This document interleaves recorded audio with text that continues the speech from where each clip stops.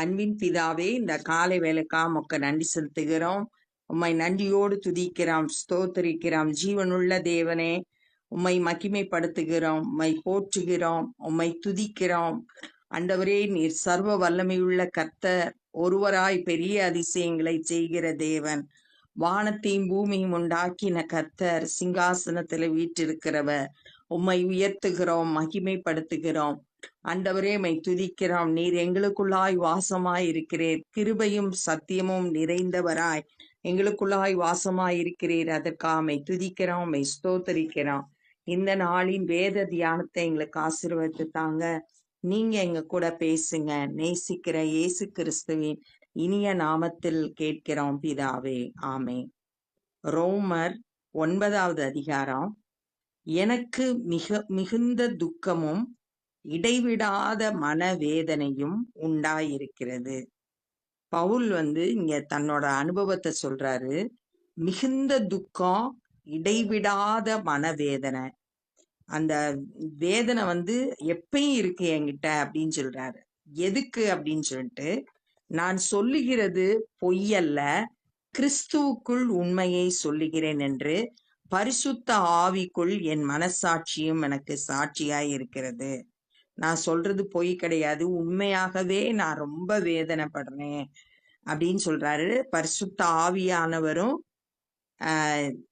என் மனசாட்சியும் சாட்சியா இருக்கு, இது இருக்கு, நான் சொல்றதுக்கு சாட்சியா இருக்கு அப்படின்னு சொல்றாரு. மாம்சத்தின்படி அடுத்த வசனத்துல என்ன காரணம், ஏன் அப்படின்னு சொல்லிட்டு காரணம் சொல்றாரு. மாம்சத்தின்படி என் இனத்தாராகிய என் சகோதரருக்கு பதிலாக நானே கிறிஸ்துவை விட்டு சபிக்கப்பட்டவனாக வேண்டும் என்று விரும்புகிறேன். என் இனத்தாராகிய அப்படின்னு சொல்றது இஸ்ரவேல் ஜனங்களை குறிக்குது. இந்த இஸ்ரவேல் ஜனங்கள் என் சகோதரருக்கு பதிலாக நானே கிறிஸ்துவை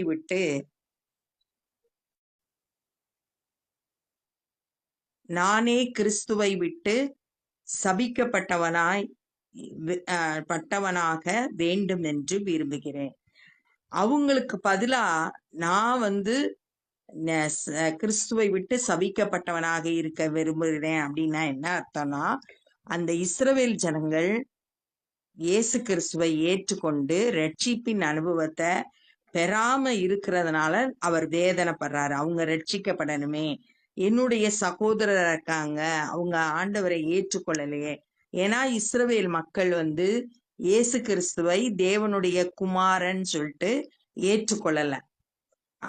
அவர் தருகிற அந்த ரட்சிப்பை பெற்றுக்கொள்ளல, விசுவாசிக்கல. அதனால ரட்சிப்பை பெற்றுக்கொள்ள முடியல, ஆண்டவரை விட்டு தூரமாயிருந்தாங்க. அது அவருக்கு, பவுலுக்கு அது மிகுந்த துக்கமும் இடைவிடாத வேதனையா இருந்துச்சு. அவர்கள் இஸ்ரவேலரை குறிச்சுதான் நான் என்னுடைய இனத்தாராகிய என் சகோதரர் என்று சொல்றார்.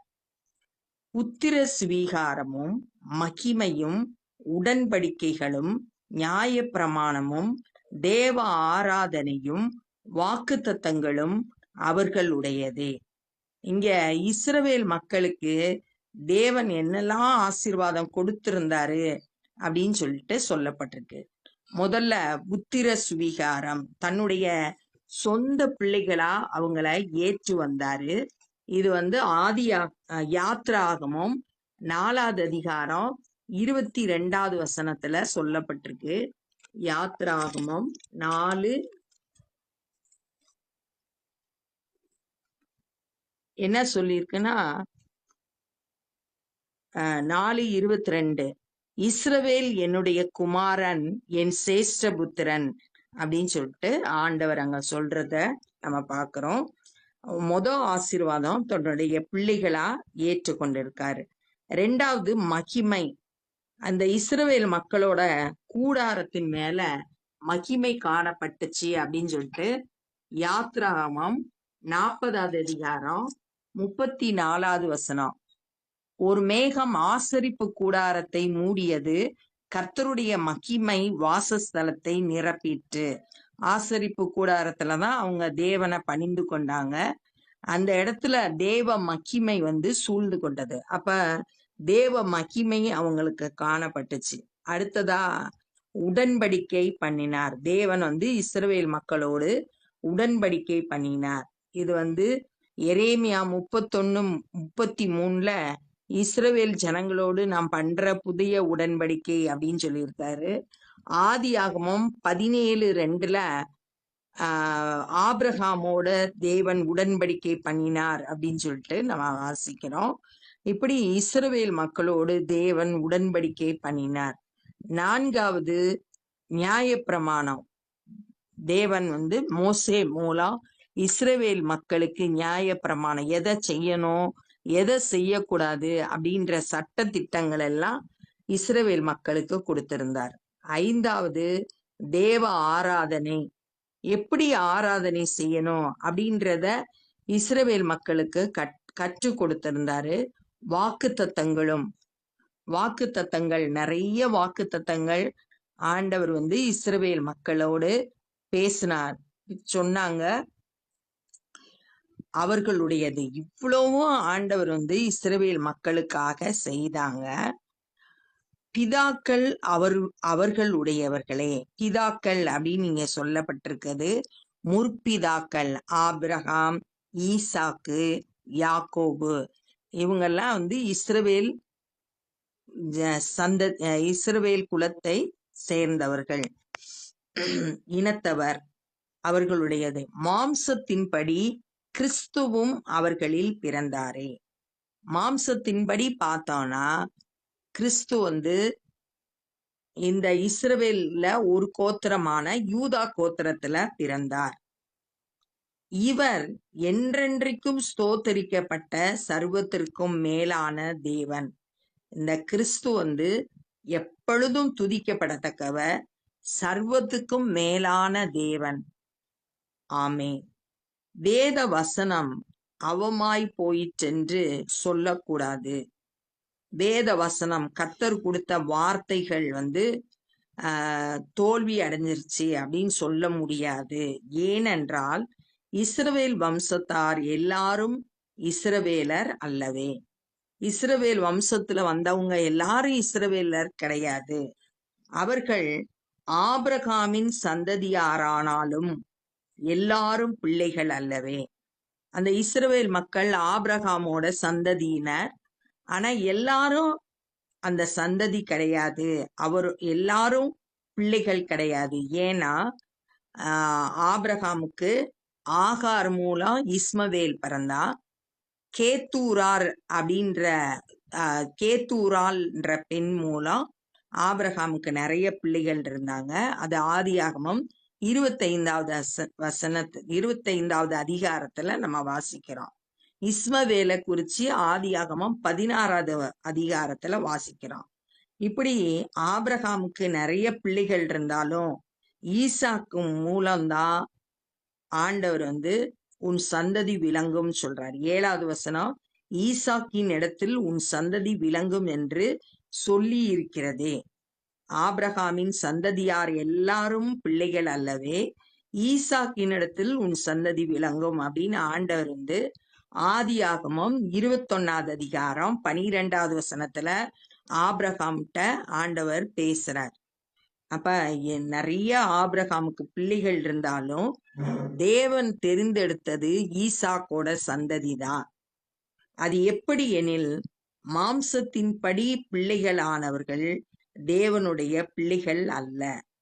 மாம்சத்தின்படி பிறந்தவங்கெல்லாம் தேவனுடைய பிள்ளைகள் கிடையாது. கலாத்தியர் 4வது அதிகாரத்திலையும் இத குறிச்சு 23-31 வரைக்கும் 2 விதமான மக்களை குறிச்சு பார்க்கிறோம். அதுல மாம்சத்தின்படி பிறந்தவர்கள், வாக்குத்தத்தத்தின்படி பிறந்த ஈசாக்கோட சந்ததிய குறிச்சும் அந்த பகுதியில நம்ம வாசிக்கலாம். அதுல நம்ம எல்லாரும் நம்மளை குறிச்சு சொல்லியிருக்கு, நாம் ஈசாக்கை போல வாக்குத்தத்தத்தின் பிள்ளைகளாய் இருக்கிறோம் சொல்லிட்டு கலாத்தியர் 5வது அதிகாரம் 28வது வசனத்துல சொல்லியிருக்கு. அப்ப விசுவாசிக்கிற ஒவ்வொருவரும் ஈசாக்கை போல வாக்குத்தத்தத்தின் பிள்ளைகளாய் இருக்கிறோம். நம்மலாம் மாம்சத்தின்படி பிறந்தவர்கள் கிடையாது. வாக்குத்தத்தத்தின்படி பிறந்த, ஆவியின்படி பிறந்தவர்கள், வாக்குத்தத்தத்தின் பிள்ளைகள். விசுவாசிக்கிற ஒவ்வொருவரும் வாக்குத்தத்தத்தின் பிள்ளைகள். வாக்குத்தத்தத்தின்படி பிள்ளைகளானவர்களே அந்த சந்ததி என்று எண்ணப்படுகிறார்கள். அந்த சந்ததின்றது ஆபிரகாமோட சந்ததி. நம்ம எல்லாம் விசுவாசிக்கிற நம்ம ஒவ்வொருவரும் ஆபிரகாமோட சந்ததி அப்படின்னு சொல்லிட்டு கலாத்தியர் 3வது அதிகாரம் 9வது வசனம், விசுவாச மார்க்கத்தார் விசுவாசம் உள்ள ஆபிரகாமுடைய ஆசீர்வதிக்கப்படுகிறார்கள். 7வது வசனம் 3வது அதிகாரம் கலாத்தியர் 3வது அதிகாரம் 7வது வசனம், விசுவாச மார்க்கத்தார் எவர்களோ அவர்களே ஆபிரகாமின் பிள்ளைகள் என்று அறிவீர்களாக அப்படின்னு சொல்லப்பட்டிருக்கு. நம்ம ஆபிரகாமோட சந்ததி. விசுவாசிக்கிற ஒவ்வொருவரும் இயேசு கிறிஸ்துவை உள்ளத்துல ஏற்றுக்கொண்டு அவரை ஏற்றுக்கொண்ட ஒவ்வொருவரும் ஆபிரகாமின் சந்ததி. அந்த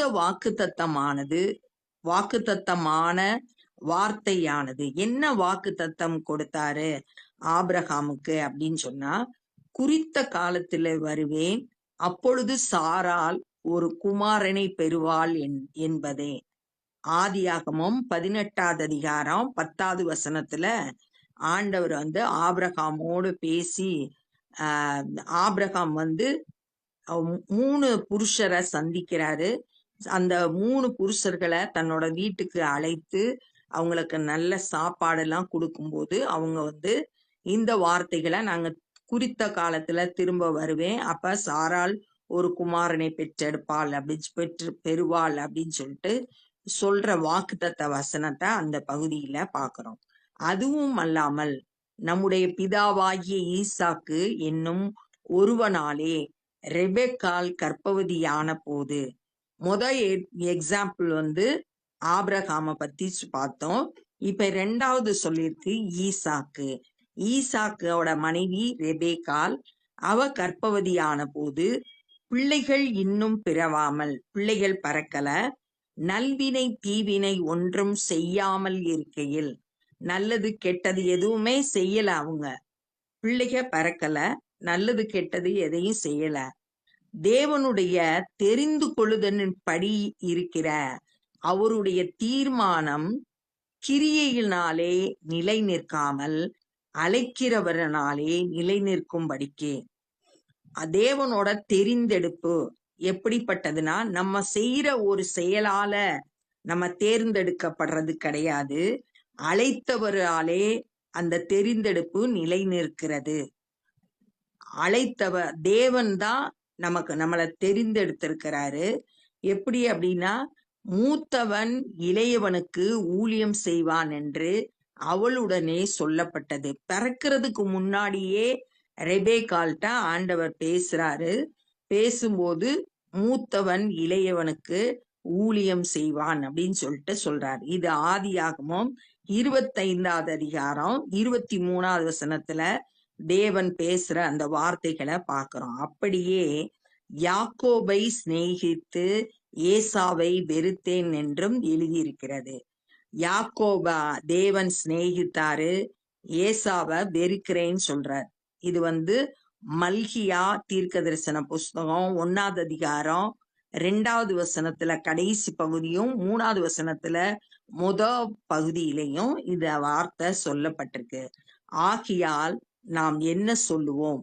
தேவனிடத்தில் அநீதி உண்டென்று சொல்லலாமோ? சொல்லக்கூடாதே. தேவன் அநீதி உள்ளவர். ஒருத்தரை தெரிந்தெடுக்கிறாரு, ஒருத்தரை தெரிந்தெடுக்கல, அவர் அநீதி நிறைந்தவர் அப்படின்னு நம்ம சொல்ல முடியாது. அதே மாதிரிதான் ரட்சிப்பு. நம்மளோட செயல்கள்னால ரட்சிப்பு கிடைக்கிறது இல்ல, ஆண்டவரோட கிருபையினால நம்ம ரட்சிக்கப்படுறோம். நம்ம மேல வச்சிருக்கிற அன்புனால, இரக்கத்தினால நமக்கு அந்த ரட்சிப்பு கொடுக்கப்படுகிறது, நம்மளோட செயல்னால கிடையாது. அப்ப இந்த நாள்ல என்னெல்லாம் கற்றுக்கொண்டோம்னா, பவுல் ரொம்ப வேதனைப்படுறேன் அப்படின்னு சொல்லிட்டு சொல்றாரு. எதை குறிச்சு அப்படின்னா, இஸ்ரவேல் மக்கள் ரட்சிக்கப்படாத குறித்து நான் ரொம்ப வேதனைப்படுறேன் அப்படின்னு சொல்றாரு. தேவன் இஸ்ரவேல் மக்களுக்கு நிறைய ஆசீர்வாதம் கொடுத்திருந்தாரு. புத்திர சுவிகாரம், மகிமை, உடன்படிக்கை, நியாயப்பிரமாணம், தேவ ஆராதனை, தேவனை ஆராதிக்கக்கூடிய ஸ்லாக்கியம், வாக்கு தத்தம், இந்த 6ம் கொடுத்திருந்தாரு. பிதாக்கள் இந்த இஸ்ரவேல் மக்களா தான் இருந்தாங்க. ஆபிரகாம், ஈசாக்கு, யாக்கோப் எல்லாம் இஸ்ரவேல் மக்கள் தான். மாம்சத்தின்படி கிறிஸ்துவும் அந்த சந்ததியில தான் பிறந்தாரு. அப்படிலாம் இருந்தும் கூட அவங்க ரட்சிக்கப்படல. ஏன்னா இயேசு கிறிஸ்துவை அவங்க ஏற்றுக்கொள்ளல, தேவனுடைய குமாரன் ஏற்றுக்கொள்ளல, புறக்கணித்தாங்க.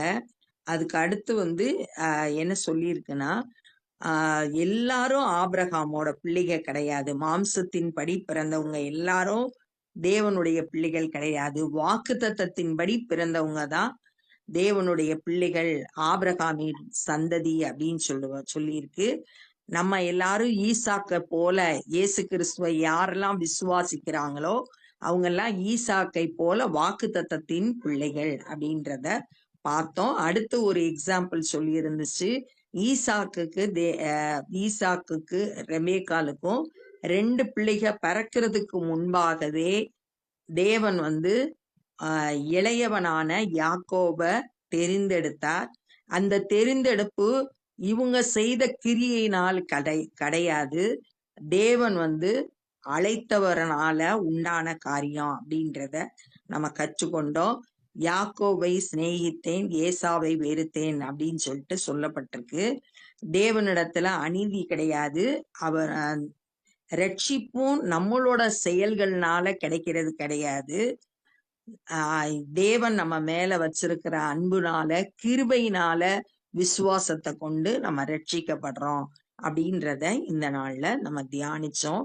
இப்ப நம்ம ஜெபம் பண்ண போறோம். அன்பின் பிதாவே, இந்த நாள்ல நாங்க கற்றுக்கொண்ட இந்த வேத பகுதிக்காய் நன்றி செலுத்துகிறோம்.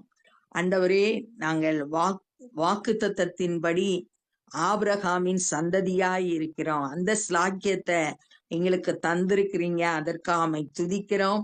அந்த விசுவாசத்துல உறுதியாய் நிலைத்திருக்க ஆண்டவரே, நித்திய ஜீவனை சுதந்திரித்து கொள்ள எங்க ஒவ்வொருவருக்கும் கிருபை தாங்க. இலவசமாய் நீர் கொடுத்திருக்கிற அந்த ரட்சிப்பை ஒவ்வொருவரும் பெற்று உமக்கு சாட்சியாய் வாழ கிருபை செய்யுங்க. இந்த நாள்ல சுவிசேஷ பணியை செய்கிற ஒவ்வொருவரையும் கரத்தில் எடுத்து பயன்படுத்துங்க. அநேகர் உம்மை விசுவாசித்து ரட்சிக்கப்பட உதவி செய்யுங்க. நாங்களும் உம்முடைய சுவிசேஷ பணியில எங்களால் இயன்றதை செய்ய கிருபை தாரும். எல்லா துதி கன மகிமையும் உமக்கே செலுத்துகிறோம். நேசிக்கிற இயேசு கிறிஸ்துவின் இனிய நாமத்தில் கேட்கிறோம் பிதாவே, ஆமென். என் ஆத்துமாவே கர்த்தரை ஸ்தோத்திரி, என் முழு உள்ளமே பரிசுத்த நாமத்தை ஸ்தோத்திரி. என் ஆத்துமாவே கர்த்தரை ஸ்தோத்திரி, கர்த்தர் செய்த சகல உபகாரங்களை மறவாதே. ஆமென். God bless you.